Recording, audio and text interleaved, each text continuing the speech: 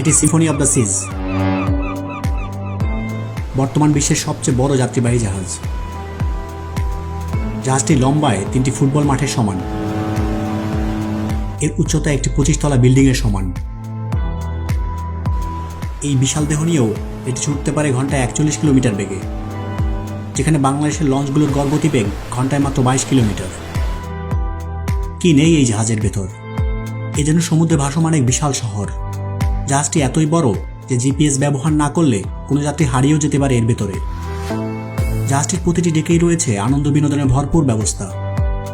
রয়েছে 2759টি সুসজ্জিত বিভিন্ন ধরনের কেবিন, যাতে থাকতে পারবেন 6780 জন যাত্রী। আর এই যাত্রীদের দেখভাল করার জন্য আছেন 2400 ক্রু। যাত্রীদের খাবার দাবারের ব্যবস্থার জন্য 22টি ইটালিয়ান, চাইনিজ, আমেরিকান সহ